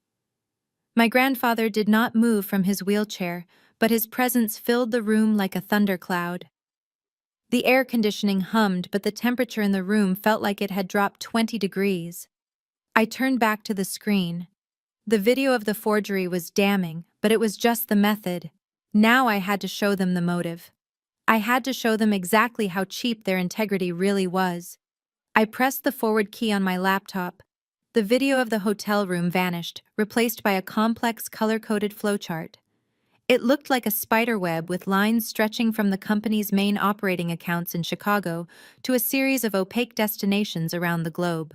"This is the forensic audit of the last 6 months," I announced, my voice echoing off the glass walls. "I want you to look closely at the red lines. Those represent unauthorized wire transfers labeled as consulting fees and international vendor payments." I walked over to the screen and traced a line from the Vance Enterprises' primary holding account to a shell company in the Cayman Islands called Blue Horizon Ventures. On paper, Blue Horizon is a logistics firm, I explained. My father told the board that this company was handling our expansion into European markets. He claimed they were securing warehouses and shipping routes. But when I cracked the encryption on the transfer logs, I found that Blue Horizon has no employees. It has no warehouses. It has no trucks. It is just a mailbox in Georgetown. I clicked the remote. The screen zoomed in on the outflow from Blue Horizon. "And here is where the money goes," I said. "Within 24 hours of arriving in the Caymans, 90% of the funds are wired back to the United States. But not to Vance Enterprises. They are wired to 3 specific accounts. One is a private holding company owned by Desmond and Patricia Vance. The second is a cryptocurrency exchange wallet registered to an anonymous user. I looked at Connor. And the third is a direct payment to a known loan shark organization operating out of the south side of Chicago. The board members gasped. Mrs. Sterling, the matriarch of the board who always wore pearls and sat with perfect posture, put a hand to her throat. "Loan sharks," she whispered, looking at my father with horror. "Desmond, tell me this is not true." My father tried to speak, but his voice was a dry croak. He cleared his throat, desperate to regain his footing. "It is a misunderstanding," he stammered, sweating profusely now. We were dealing with unconventional lenders to bridge a liquidity gap. It was a business strategy. It was not a strategy, Dad," I cut him off, my voice sharp. "It was a bailout." I pulled up the next slide. It showed the crypto wallet. I matched the IP address of the wallet owner to the GPS data from Connor's phone. The anonymous trader is Connor Sterling, and the trading history shows a net loss of $2.1 million in 6 months. I turned to the board. My parents did not steal this money to expand the company. They stole it to cover the gambling debts of a man who played with family money like it was Monopoly cash. They drained the operating capital, endangered payroll for 300 employees, and committed federal wire fraud, all to keep Connor out of trouble with the mob. Connor had his head in his hands. He was rocking back and forth slightly. But I wasn't done. I had saved the sharpest knife for last. The numbers on the screen showed a massive deficit. Even with the money they stole from the company, the hole in Connor's debt was too deep. They needed more cash to settle the final score before fleeing to France. "But here is the thing about math," I said, looking directly at my mother. "It has to balance. When I ran the numbers last night, there was still a $400,000 discrepancy. You stole from the company, you stole from my trust fund, but you were still short. So I went looking for the missing piece. I looked everywhere. And then I found it." I clicked the final slide. The screen turned white, displaying a single scanned check. The logo in the top left corner did not belong to Vance Enterprises. It featured a cross and a dove. It was the logo of St. Paul's AME Church, the church where my father was the head deacon, the church where my mother led the choir, the church that was the beating heart of the Black elite community in Chicago. The check was made out to cash. It was signed by Desmond Vance, treasurer. The silence in the room was absolute. It was the silence of a tomb. "You emptied the community outreach fund," I said, my voice trembling slightly with the sheer weight of the disgust I felt. "That money was for the scholarship program. It was for the food pantry. It was for the winter coat drive for kids in the projects. And you took it. You took $400,000 from God's house to pay a bookie. This was the kill shot." In our world business, corruption was a scandal, but stealing from the church was a mortal sin. It was social suicide. It was the kind of stain that never washed out. My mother let out a high-pitched sob and covered her face with her hands. She couldn't look at the board members. She couldn't look at me. She shrank into her chair, looking smaller and older than I had ever seen her. My father, the man who prided himself on his moral standing, who loved to stand at the pulpit and lecture the youth about responsibility, looked like he had been punched in the gut. His face, usually so composed, turned a deep burning shade of crimson. It started at his neck and rose to his hairline, the blush of ultimate shame. He looked down at his hands, unable to meet the eyes of the people he had known for 30 years. Mrs. Sterling stood up slowly. Her chair scraped against the floor, a harsh sound in the quiet room. She looked at my father with eyes full of tears and ice. "Desmond," she said, her voice shaking with suppressed rage, "my grandson is on that scholarship list. We raised that money at bake sales and galas. We trusted you." Desmond did not answer. He couldn't. "I move for the immediate removal of Desmond and Patricia Vance from the board of directors," Mrs. Sterling said, turning to the rest of the table. "And I move that we strip them of all executive titles effective this second," seconded another board member, said instantly. "All in favor?" Mrs. Sterling asked. Every single hand in the room went up. Even Robert, the general counsel, raised his hand, desperate to distance himself from the radioactive fallout. It is unanimous, Mrs. Sterling said. She turned to the security guards standing near the wall. Please escort Mr. and Mrs. Vance out of the building, and someone get the police to look at that church check. My father finally looked up. His eyes were wet, red-rimmed, and filled with a mixture of hatred and pleading. Maya, he whispered hoarsely, please, don't let them do this. We are your parents. I looked at him. I looked at the man who had left me to die on a stage. I looked at the woman who had brought me soup just to manipulate me. I looked at the sister who had live-streamed my downfall for likes. I walked over to the head of the table. I placed my hands on the back of my grandfather's empty chair. You ceased to be my parents the moment you boarded that plane to Paris, I said coldly. You are just defendants now. I turned to the FBI agents. Agents, I said, I believe you have probable cause. The lead agent stepped forward, pulling a pair of metal handcuffs from his belt. The sound of the ratcheting metal as he tested them was the only sound in the room. Desmond Vance. Patricia Vance. Connor Sterling, he announced, you are under arrest for wire fraud, embezzlement, and conspiracy to commit money laundering. My mother screamed as the agent grabbed her wrist. My father slumped forward, defeated, the shame radiating off him like heat waves. Connor tried to bolt for the side door, but my grandfather had already positioned his wheelchair in the path. He stuck out his cane, and Connor tripped sprawling onto the plush carpet in a heap of expensive fabric and cheap morals. I watched them being cuffed.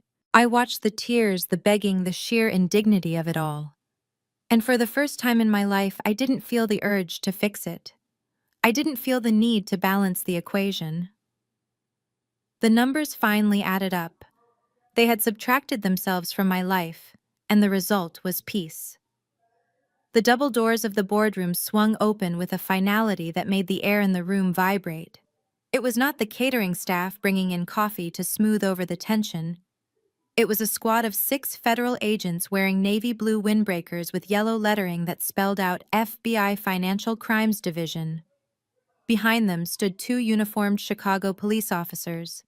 The silence that had filled the room just moments ago was replaced by the heavy rhythmic thud of boots on the carpet. Connor was the first to react.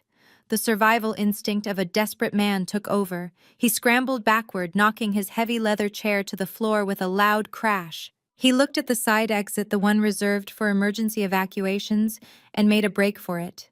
But he forgot who was blocking that path. My grandfather Elijah sat in his wheelchair like a stone sentinel. As Connor lunged past him, Grandpa didn't even flinch. He simply extended his cane, hooking it around Connor's ankle. Connor went down hard. He hit the floor with a grunt, his face slamming into the plush carpet. Before he could scramble back up, 2 agents were on him. They hauled him to his feet, twisting his arms behind his back. The sound of metal handcuffs ratcheting shut echoed off the glass walls. It wasn't me, Connor screamed, his voice cracking with panic. He thrashed against the agents, sweat flying from his forehead. It was Ebony. It was her idea. She wanted the money for the Paris trip.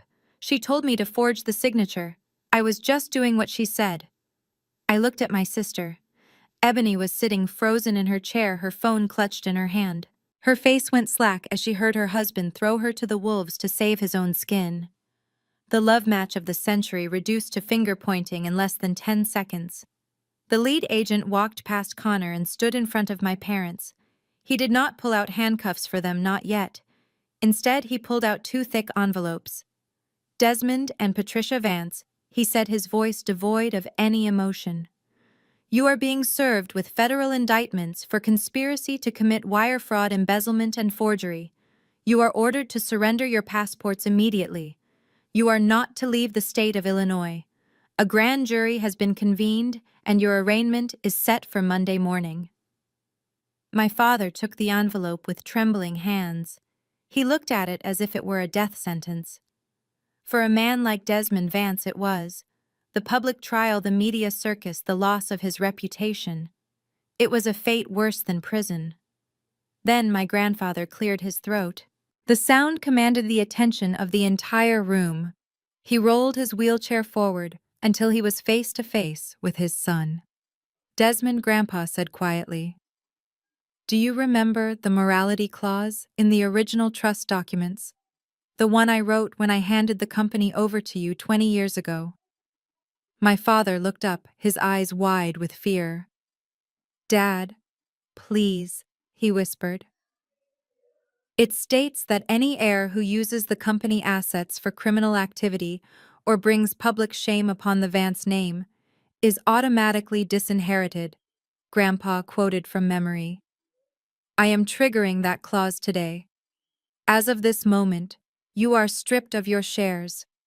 You are stripped of your title. And you are stripped of your inheritance." "No," my mother gasped, grabbing my father's arm. "You can't do that. We have nothing else. The house, the cars, it is all tied to the trust." "Then I suggest you start looking for a rental," Grandpa said coldly, "because the locks on the estate are being changed as we speak." The agents began to herd them toward the door. The board members watched, their faces a mixture of shock and relief that they weren't the ones in the crosshairs.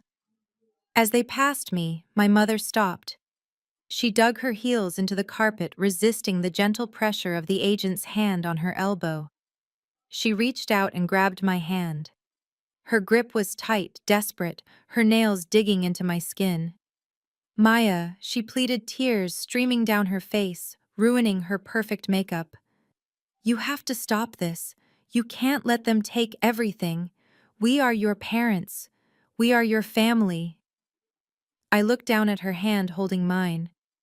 I remembered the slap she tried to give me in the hospital. I remembered the soup she brought me to manipulate me. I remembered the empty seat at my graduation. I slowly peeled her fingers off my hand one by one. I didn't shove her away. I didn't yell. I just stepped back, putting a definitive distance between us. "No, Patricia," I said, my voice steady and calm. "You are not family. Family shows up. Family protects. Family doesn't leave you to die on a stage and then steal your money to go to Paris." I looked her in the eye for the last time. "You are just people I used to know," I said. "You are just acquaintances." I turned my back on them. I heard her sob, a raw, broken sound as the agents guided them out of the room. I walked over to the window and looked out at the city. The sun was shining on Lake Michigan. The water was blue and endless. Behind me, I heard the door click shut, silencing the chaos. I took a deep breath. My heart was beating perfectly, strong, steady, and for the first time in 29 years, it belonged entirely to me. The seasons in Chicago change fast. One minute you are fighting the bitter wind off the lake, and the next the tulips are blooming along Michigan Avenue. It has been exactly 365 days since the doors of that boardroom closed, sealing my former life behind them. A year is a long time. It is enough time for a heart to heal, for a reputation to be rebuilt, and for the mighty to fall so far that you can barely see them from the heights they used to occupy. I was sitting in my corner office on the 42nd floor of the Vance Tower. The view was the same one my father used to boast about, but the energy inside the room was different now. The heavy, oppressive silence of secrets was gone, replaced by the hum of productivity and transparency. I looked at the calendar on my desk. Today was the anniversary of my collapse. I instinctively touched my chest. My heart beat strong and steady, a rhythm of resilience that no longer skipped a beat out of fear. People often ask me what happened to them. They ask with a morbid curiosity, expecting me to be bitter or vindictive. But the truth is, I do not think about them much anymore. I only know their fates because in a city this size, bad news travels faster than good deeds. Connor is currently residing in a federal correctional facility in Terre Haute. He pleaded guilty to wire fraud and conspiracy in exchange for a reduced sentence of 6 years. From what I hear, prison life has been a rude awakening for a man who used to complain if his steak wasn't cooked medium rare. The arrogant smirk that defined him is gone, replaced by the hollow look of a man who realizes he bet his life on a bluff and lost everything. He sends letters to Ebony, sometimes begging for commissary money, but those letters go unanswered. Ebony has had her own reckoning. When the assets were seized and the accounts frozen, the fantasy life she had curated on Instagram evaporated overnight. The luxury condo, the leased Range Rover, the closet full of designer clothes, the government took it all to pay back the creditors and the IRS. The last time I saw her, it wasn't in person. It was a photo a friend sent me. Ebony was working at a nail salon in a strip mall near the airport. She was bent over a customer's feet scrubbing calluses. She wasn't wearing sunglasses indoors anymore. She wasn't an influencer. She was just a woman learning for the first time in 27 years what it actually means to work for a living. I didn't feel happy when I saw it. I didn't feel sad either. I just felt a sense of balance restoring itself. As for Desmond and Patricia, their fall was perhaps the hardest to witness, not because I pitied them, but because it revealed how hollow they truly were. Without the money, without the company title, without the prestige of being the first family of the church, they simply ceased to exist. They were evicted from the estate 3 months after the arrest. They now live in a one-bedroom rental apartment in a neighborhood they used to drive through with their doors locked. The community they tried so hard to impress turned its back on them instantly.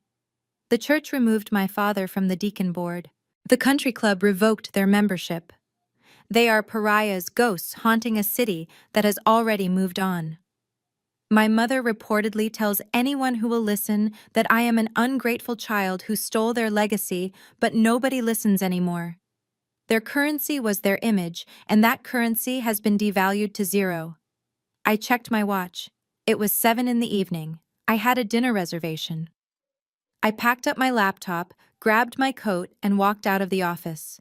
The security guard, Mr. Henderson, was waiting by the elevator. "Good night, Miss Vance," he said with a genuine smile. "Give my best to your grandfather." "I will, Mr. Henderson," I replied. I met Grandpa Elijah at our favorite steakhouse, a quiet place with leather booths and low lighting. He was already there, sipping an iced tea. He looked better than he had in years. The wheelchair was parked to the side, and he was sitting in the booth reading the financial section of the newspaper. "You are late," he grumbled playfully as I sat down. "I was working, Grandpa." I laughed, kissing him on the cheek. "Someone has to run the empire." He put the paper down and looked at me. His eyes were clear, sharp, and filled with pride. "The quarterly reports look good, Maya. The new scholarship fund you launched is already helping 50 students. You are doing good work. Real work." "It feels good," I admitted. "We are finally solvent. The debt is gone. The reputation is healing." We ordered dinner, and for an hour we didn't talk about the past. We talked about the future. We talked about the new branch opening in Atlanta. We talked about his physical therapy progress. We talked about Luna the cat. It was easy. It was light. It was what family was supposed to feel like. Toward the end of the meal, my phone buzzed on the table. I usually ignore it during dinner, but it buzzed again. And again. A persistent, desperate rhythm. I glanced at the screen. It was an unknown number. I picked it up. A text message popped up. "Maya, please. It's Dad. We are being evicted again. Your mother is sick. We have nowhere to go. Please just call us. We are sorry. We love you. We are family." I stared at the words. A year ago, this text would have broken me. A year ago, I would have rushed to save them. I would have written a check. I would have apologized for their mistakes just to keep the peace. I would have set myself on fire to keep them warm. I looked across the table at Grandpa. He saw the expression on my face. He knew. "They are reaching out, aren't they?" he asked softly. I nodded. He took a sip of his tea. "You have the power to help them, Maya. You can save them right now. They know that. That is why they are calling." I looked back at the phone. I thought about the heart monitor beeping in the empty hospital room. I thought about the forged signature. I thought about the stolen church money. "Helping them doesn't save them, Grandpa," I said quietly. "It just enables them. They have to save themselves. And if they can't, then that is the path they chose. I didn't reply to the text. I didn't save the number. I pressed the options menu. I scrolled down to the red text that said block caller. I pressed it. Then I deleted the thread. The phone went dark. The silence that followed wasn't heavy or sad. It was liberated. I put the phone back in my purse and looked up at my grandfather. Who was it, he asked, though he already knew the answer. I smiled, and for the first time the smile reached all the way to my soul. Wrong number, I said. Grandpa chuckled and raised his glass. To wrong numbers, he toasted. To right directions, I replied, clinking my glass against his. We finished our meal in peace. As we walked out of the restaurant into the cool Chicago night, I took a deep breath. The air smelled of rain and possibilities. I walked toward my car, not looking back, not wondering about the people I left behind in the ruins of their own making. I had learned the hardest lesson of all, but I had learned it well. The best revenge is not burning their house down. The best revenge is building your own castle, locking the gate, and living happily ever after inside it. My name is Maya Vance. I am 30 years old. I survived a heart that stopped, and in doing so, I found a life that finally started. Thank you for listening to my story. If you have ever had to cut ties to save yourself, please hit the like button and subscribe. Remember, you are the author of your own ending. Make it a good one.